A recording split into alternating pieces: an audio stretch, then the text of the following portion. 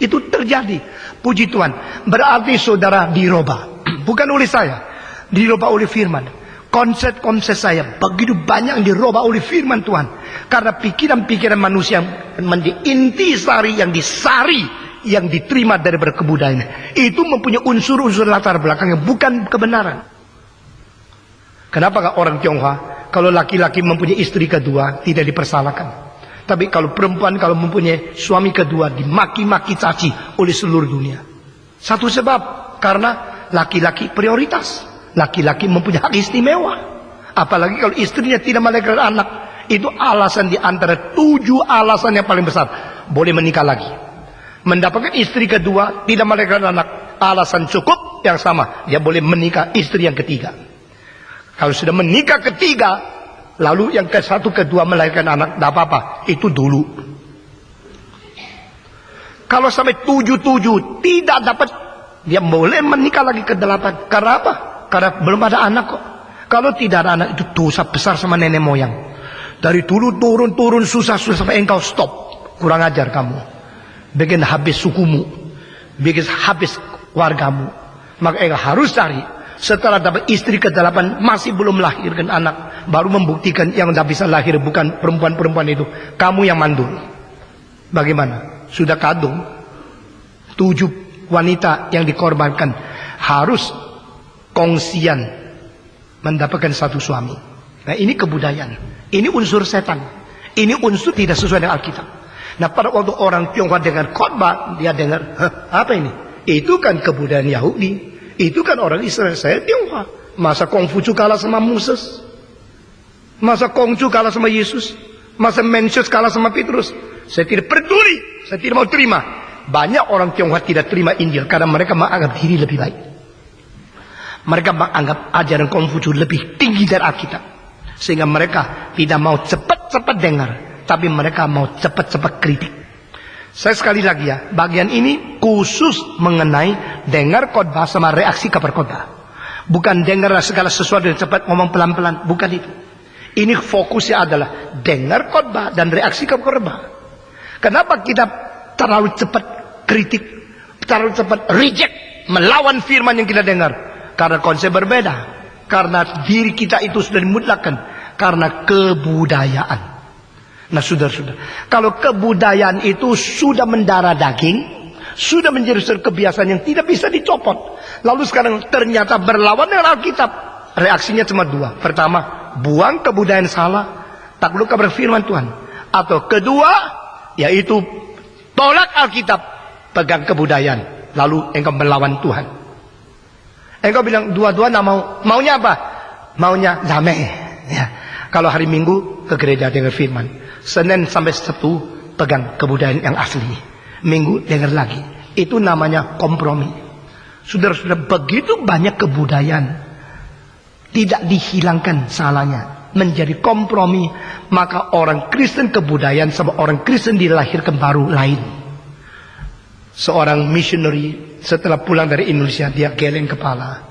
Di Indonesia daerah-daerah Kristen 90% kebudayaan, 10% Kristen.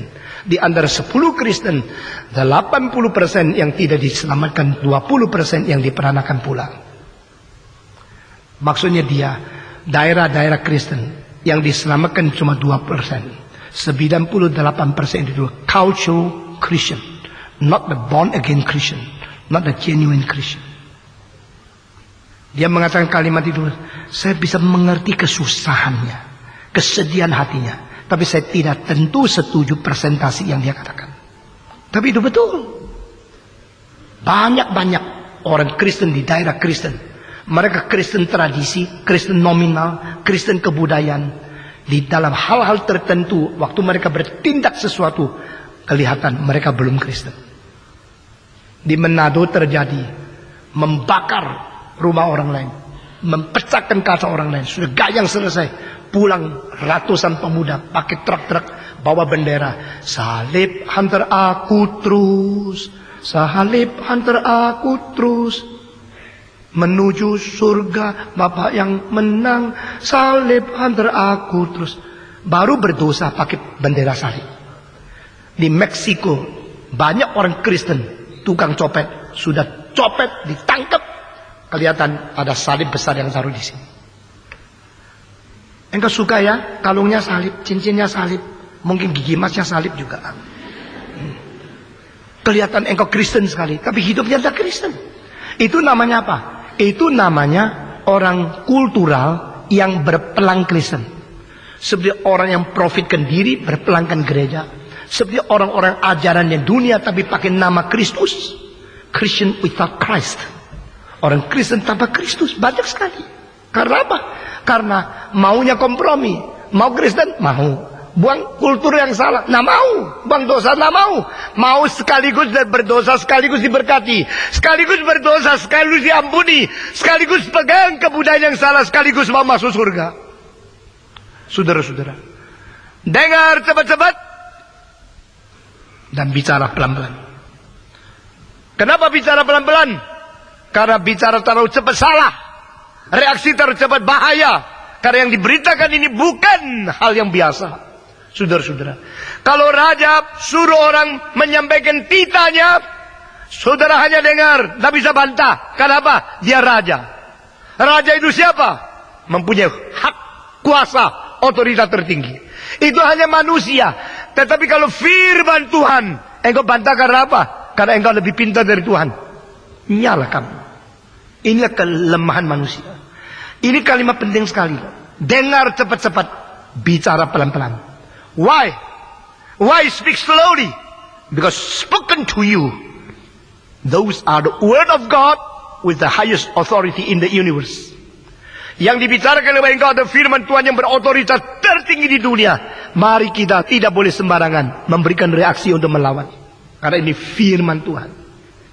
Bukan saja demikian, kenapakah kita melawan firman Tuhan?